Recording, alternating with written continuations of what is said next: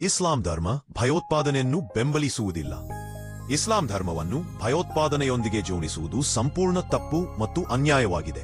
ಇಸ್ಲಾಂ ಎಂಬ ಪದದ ಅರ್ಥವೇ ಶಾಂತಿ, ಸಲಾಂ ಆಗಿದೆ. ಇಸ್ಲಾಂನ ಮೂಲ ಬೋಧನೆಗಳು ಶಾಂತಿ, ನ್ಯಾಯ, ಕರುಣೆ, ಮಾನವತಾವಾದ ಮತ್ತು ಸಹಜೀವನ ಮೇಲೆ ನಿಂತಿವೆ. ಇಸ್ಲಾಂ ಭಯೋತ್ಪಾದನೆಯನ್ನು ಸಂಪೂರ್ಣವಾಗಿ ತಿರಸ್ಕರಿಸುತ್ತದೆ. ಇಸ್ಲಾಂನಲ್ಲಿ ನಿರಪರಾಧಿಯನ್ನು ಶಿಕ್ಷಿಸುವುದು ದೊಡ್ಡ ಪಾಪ, ಹಾಗೆಯೇ ಅಪರಾಧಿಯನ್ನು ಕಾಪಾಡುವುದು ತಪ್ಪು. ಕುರಾನ್ ಪ್ರಕಾರ ಒಬ್ಬ ನಿರಪರಾಧಿಯನ್ನು ಕೊಲ್ಲುವುದು ಎಂದರೆ ಸಂಪೂರ್ಣ ಮಾನವಕುಲವನ್ನೇ ಕೊಂದಂತೆ. ಒಬ್ಬನನ್ನು ಉಳಿಸುವುದು ಎಂದರೆ ಸಂಪೂರ್ಣ ಮಾನವಕುಲವನ್ನೇ ಉಳಿಸಿದಂತೆ.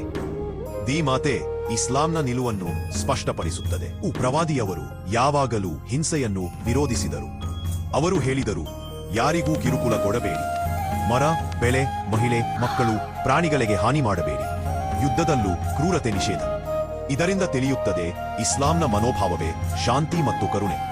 ಭಯೋತ್ಪಾದನೆಗೆ ಮೂಲ ಕಾರಣ ದ್ವೇಷ, ರಾಜಕೀಯ ಸ್ವಾರ್ಥ, ಅಧಿಕಾರದಾಸೆ, ಅಸಮಾನತೆ. ಭಯೋತ್ಪಾದನೆಗೆ ಕಾರಣ ಧರ್ಮ ಆಗಿರುವುದಿಲ್ಲ.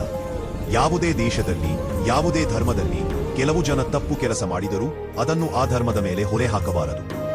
ಭಯೋತ್ಪಾದಕರು ಧರ್ಮದ ಹೆಸರನ್ನು ಬಳಸುತ್ತಾರೆ, ಆದರೆ ಅವರು ಧರ್ಮವನ್ನು ಅನುಸರಿಸುವವರಲ್ಲ. ಕೆಲವರು ತಮ್ಮ ರಾಜಕೀಯ ಅಥವಾ ಸ್ವಾರ್ಥಕ್ಕಾಗಿ ಧರ್ಮದ ಹೆಸರನ್ನು ಬಳಸುತ್ತಾರಷ್ಟೇ. ಇದು ಎಲ್ಲಾ ಧರ್ಮಗಳಲ್ಲೂ ಕಂಡುಬರುವ ಸಮಸ್ಯೆ. ಇಸ್ಲಾಂನ ನಿಜವಾದ ಸಂದೇಶ ಶಾಂತಿ, ಕರುಣೆ, ನ್ಯಾಯ, ಸಹಬಾಳ್ವೆ. ಇದುವೇ ಇಸ್ಲಾಂನ ಹೃದಯ. ಭಾರತ ಸೇರಿದಂತೆ ಅನೇಕ ದೇಶಗಳಲ್ಲಿ ಮುಸ್ಲಿಮರು ಸೈನಿಕರು, ವಿಜ್ಞಾನಿಗಳು, ಸಮಾಜ ಸೇವಕರು ಸೇವೆ ಮಾಡುತ್ತಾ ದೇಶದ ಅಭಿವೃದ್ಧಿಗೆ ಕೊಡುಗೆ ನೀಡುತ್ತಿದ್ದಾರೆ. ಇದು ಇಸ್ಲಾಂನ ನಿಜವಾದ ಅಭ್ಯಾಸ. ಸಂಕಲ್ಪ: ಇಸ್ಲಾಂ ಎಂದರೆ ಶಾಂತಿ, ಕರುಣೆ, ಮಾನವೀಯತೆ.